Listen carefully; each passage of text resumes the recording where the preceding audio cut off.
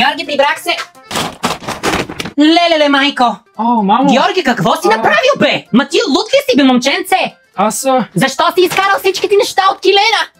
си търсих акта за раждане, че госпожата ми го иска в училище. Ама какво е станало тук, прилича на бардак къщата, бе? Не знаех къде е.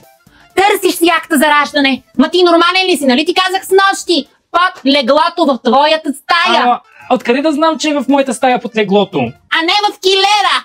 Леле, аз ония ден прибрах. Подреждах и виж сега какво станало. Кани тъй срам. До 5 минути всичко да е прибрано както беше. Добре, сега ще оправя. Иначе не знам какво ще се случи с тебе. Същия как баща си, се не намерил, се не видял. Значи... Знаех си, че някъде там. До 5 минути всичко да е оправено. Ето, къде го търсиш ти долу в килера? Ето ти го, акт за раждане. Ето, акт за раждане, Георги Иванов. Боже, ще го търси той в килера, той е малкия. Ето ти го акта за раждане.